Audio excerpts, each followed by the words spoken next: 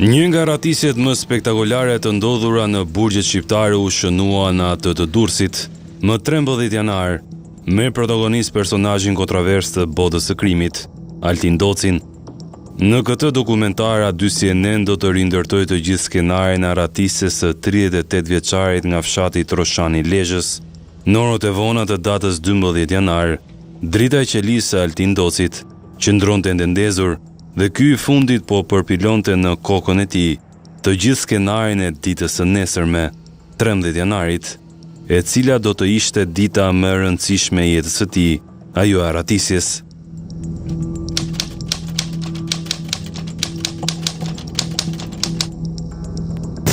Një autoambulancë e burgut të Durrësit me Altin Docin brenda dhe një të parburgosur tjetër u nisën drejt spitalit rajonal të Durrësit, pasi 34 vjeçari Altin Doci pretendonte se kishte probleme shëndetësore.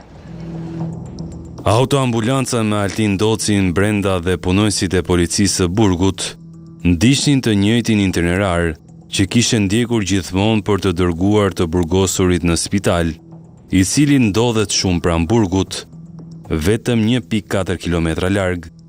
Kamera A2CNN ndoqi me pamje të gjithë rrugën deri te spitali, një distancë shumë e afërt, por që është ndjekur nga pas, edhe nga një sy që vëzhgonte çdo detaj.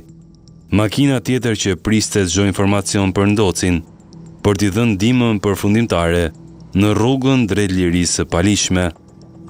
Deri në çastin kur autoambulanca mbërri në spital, nuk kishte asgjë të pazakont. Më pas nisin drithijet e një shoqërimi, që pas t'i fshihet një aratisje spektakolare.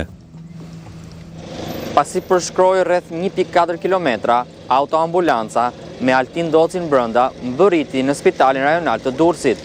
34 vjeçari, i pashqetësuar dhe pa pranga në duar, zbriti nga autoambulanca dhe u drejtua në repartin infektiv të spitalit rajonal të Durrësit, në krahun tim të djathtë, në katin e tretë, atje ku ndodhet edhe dhoma numër 7, një dhomë specifike në të cilën trajtohen vetëm të burgosurit të cilët vinë nga burgu i Durrësit.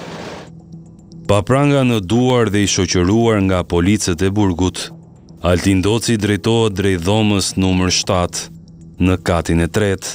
Siç duket nga pamjet, kjo dhomë është e fortifikuar me hekura të drejta, ngjitur me të ndodhet edhe tualeti, pashtu dritarja e të cilit është e fortifikuar, por nga aty mund të shohësh nga jashtë spitalit të gjithë parkingun, me fushpamje edhe nga jashtë godinës, aty ku ishte edhe makina Audi që priste Docin për t'u aratisur.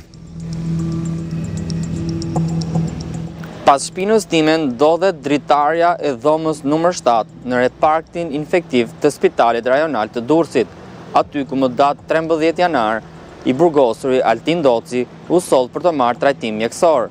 Ky spital nuk ishte i panjohur për Altin Docin, i cili, edhe pse ishte arrestuar në vitin 2020, që nga ky vit deri në vitin 2025 e kishte vizituar spitalin e Durrësit gjithsej 4 herë, por 3 muajt e fundit, nga tetori 2025 deri më datë 13 janar kur u aratis, Altin Doci e kishte vizituar spitalin e Durrësit plot 5 herë.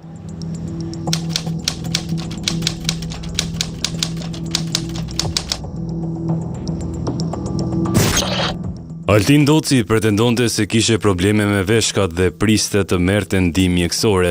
Ai qëndroi aty deri në orën 13:02.